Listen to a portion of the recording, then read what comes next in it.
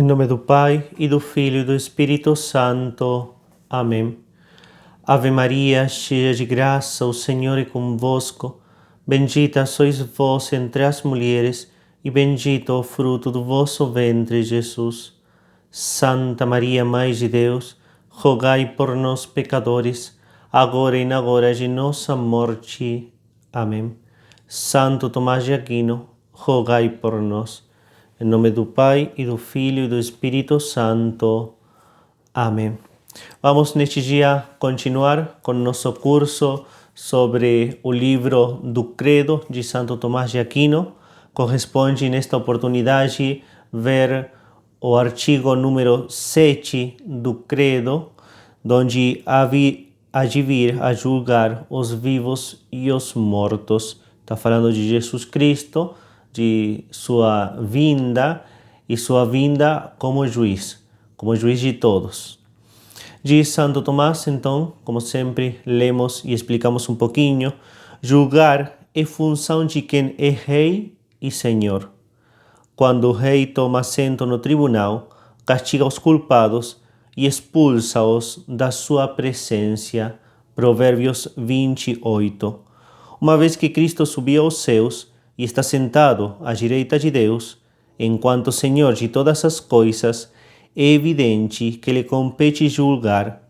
Por isso confessamos na nossa profissão de fé a de vir a julgar os vivos e os mortos. Então, por que Cristo tem que voltar para ser juiz de todos?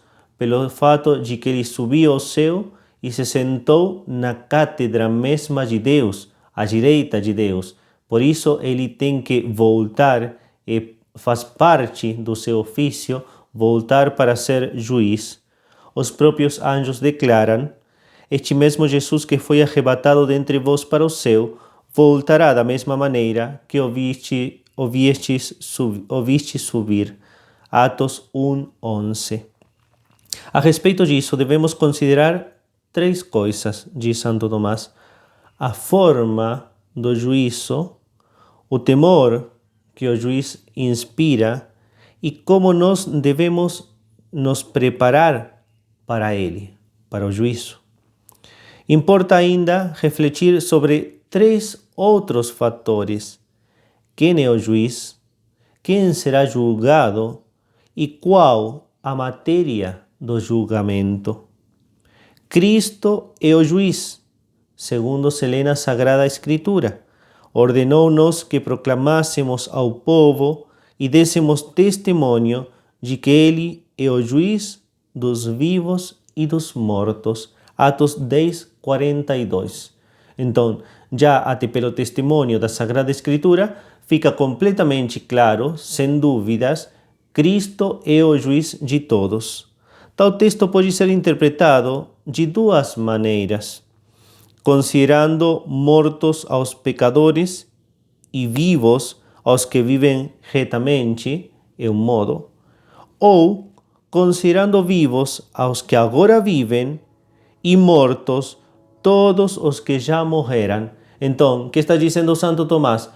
Cristo será juiz daqueles que estão em graça de Deus, com a alma limpa de pecado, e daqueles que estão em pecado.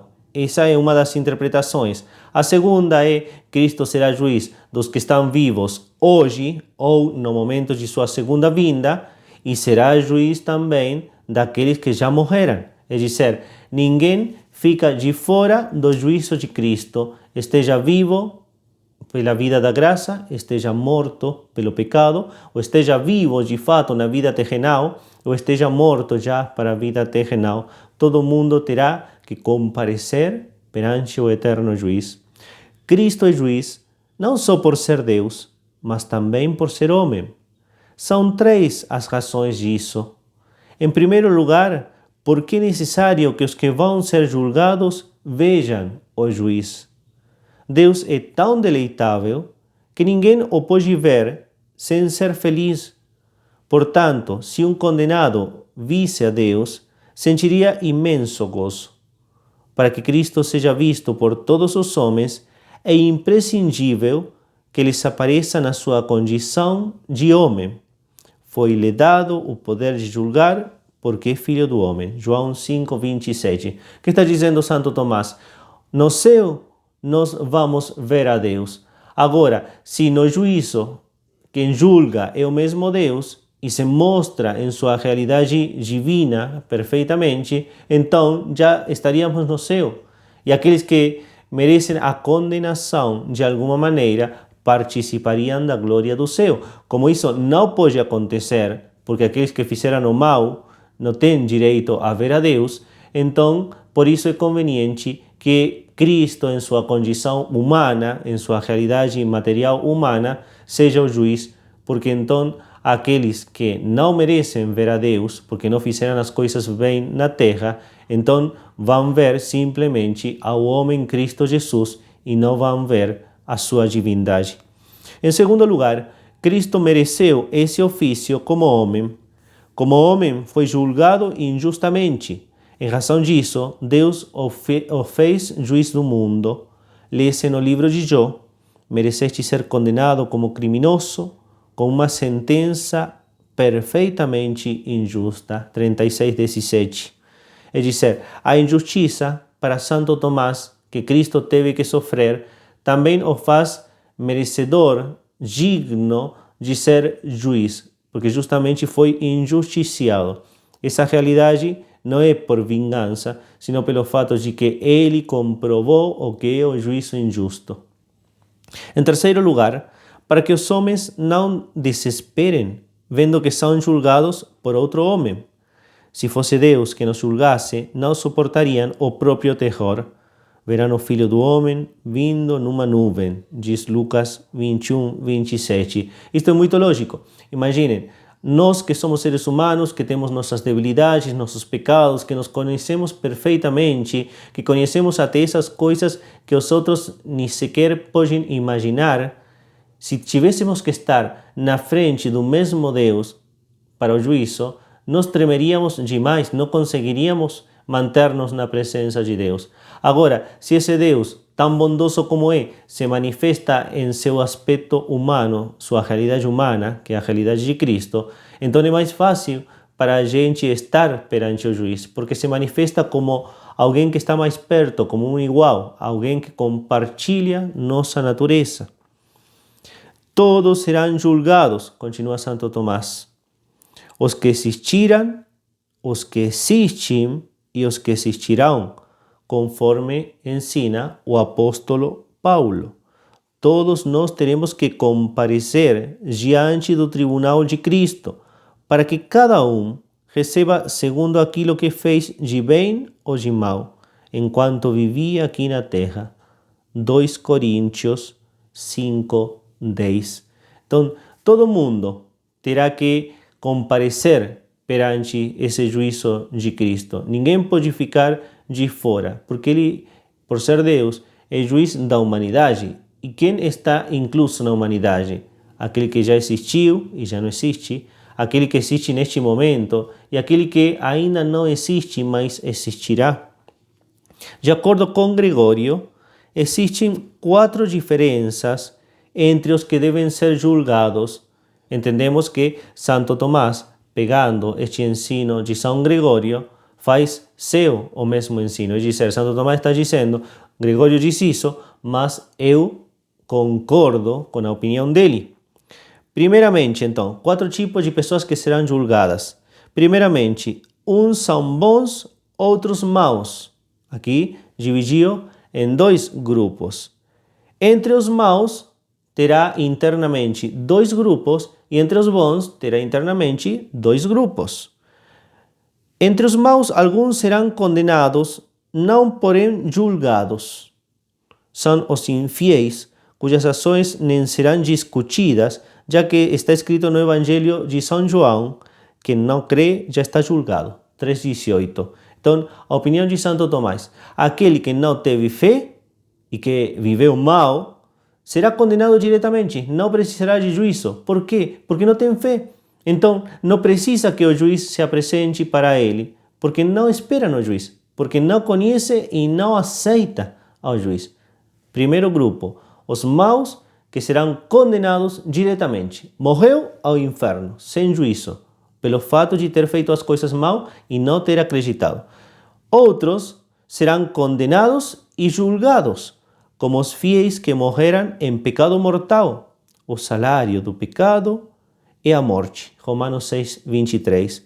Visto que essas pessoas tiveram fé, não deixarão de ser julgadas. Então, coloca um segundo grupo entre os maus. Estavam os que, por não ter fé, vão diretamente para o inferno, são condenados por fazer o mal. Estão aqueles que morreram em pecado mortal, de fato, mas por ter fé, merecem o juízo. É dizer, faz parte de sua dignidade cristã ser julgados. E embora saibam que acabarão no inferno, porque conhecem suas obras, igualmente eles passarão pelo juízo, porque é um direito deles. É impressionante nisto, por exemplo, o detalhe da justiça, da misericórdia de Deus, da dignidade que tem dado para a gente, porque ainda quando uma pessoa está em pecado mortal e é cristã, merece ser julgada, e Deus respeita isso.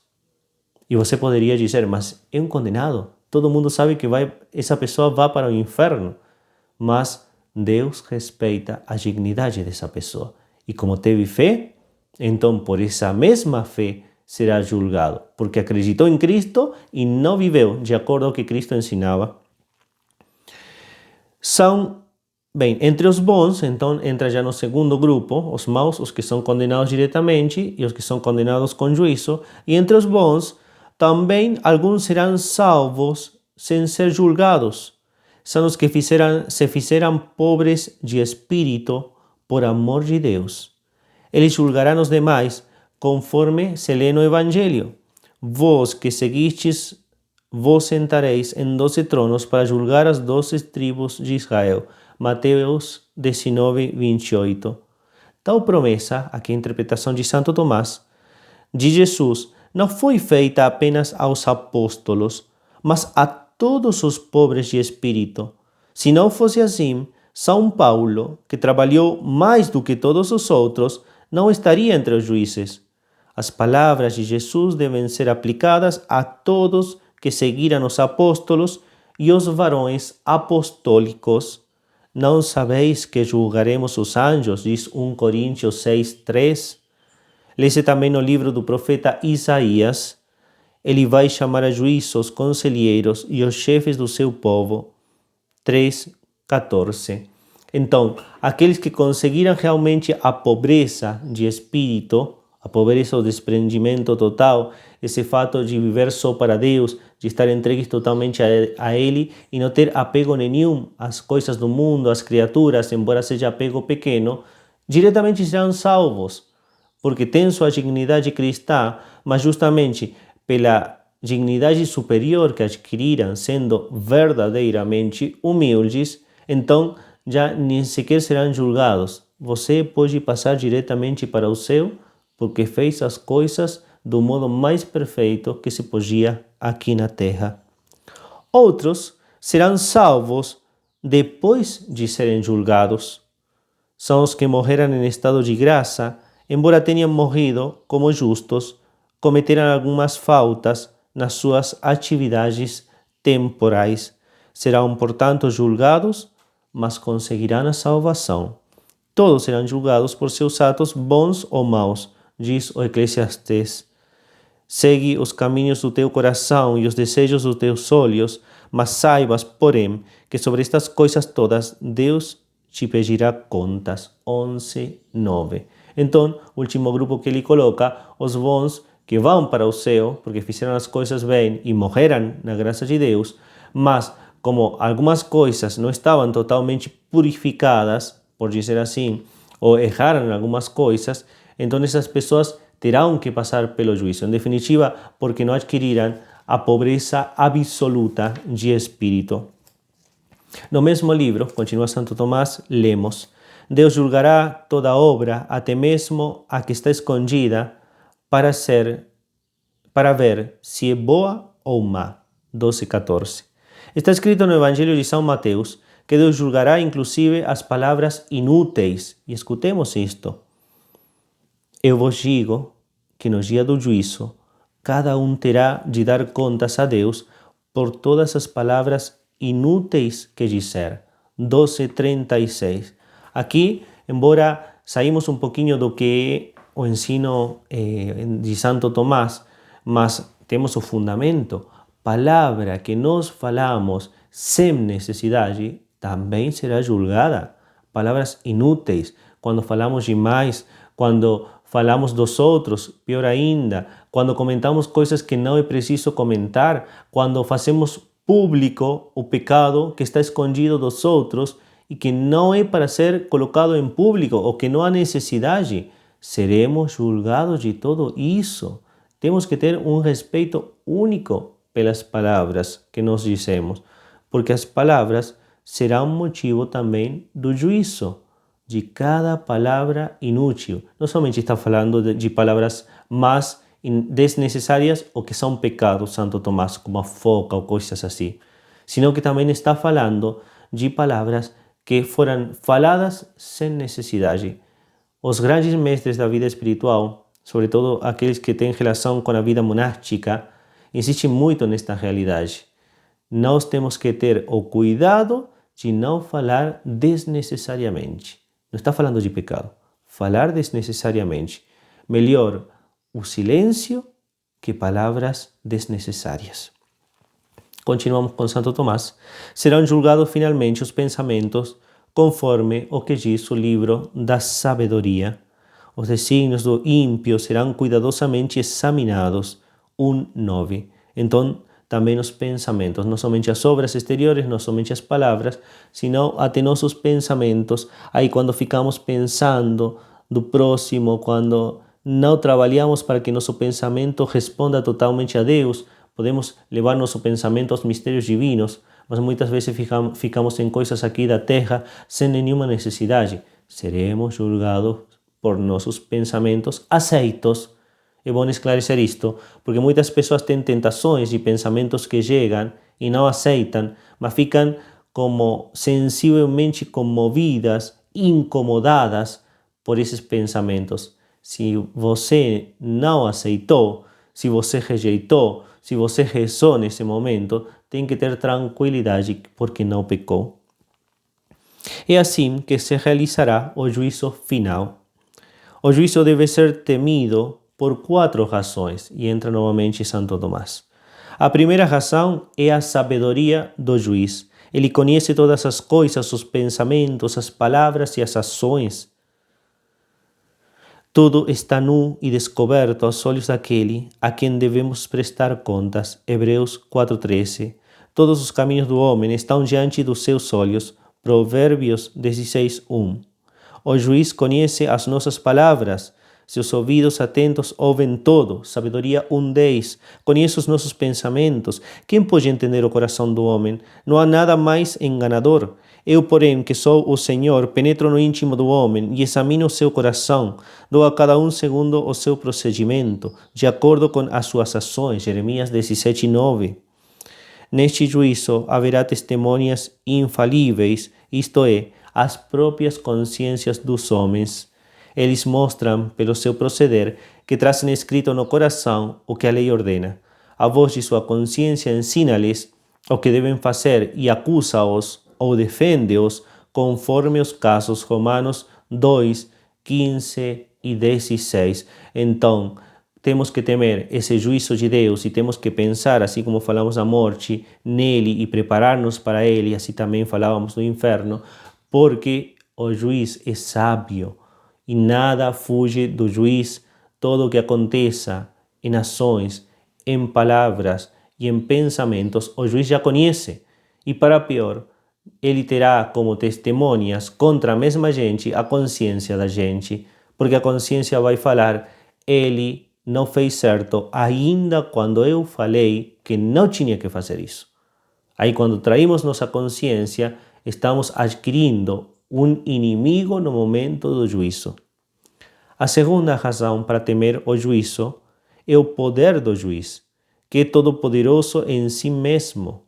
Diz o profeta Isaías: eis o Senhor Deus que vem com poder. 40:10. É todo-poderoso. também em relação aos outros, já que todas as criaturas estarão com ele na hora do juízo. Todo o universo se reunirá a ele na luta contra os insensatos. Sabedoria 5:20. Ninguém me pode salvar de tuas mãos. Jó 10:7. E lê-se no livro dos Salmos: se subo até os céus, ali estais. Se desço à região dos mortos, lá vos encontro também. 138:8. Então, segundo motivo, não somente porque o juiz é sábio, senão também porque o juiz é todo-poderoso. Então, ele realmente pode agir com a gente o que quiser. O mais maravilhoso, o céu, ou o mais terrível, o inferno. A terceira razão é a justiça inflexível do juiz. Agora é tempo de misericórdia. O tempo futuro será unicamente tempo de justiça. Agora o tempo é nosso. O tempo futuro será só de Deus. A Sagrada Escritura afirma: no tempo que eu determinar, farei justiça. Salmo 74:3. Ao marido furioso e ciumento não perdoará no dia da vingança, não se aplacará por resgate algum, nem aceitará coisa alguma, se multiplicares os presentes. Provérbios 6:34. Então, terceira razão para temer o juízo de Deus: esse juiz é justo, justíssimo, e o que fizemos mal, vamos pagar. Nenhuma coisa ficará sem ser paga.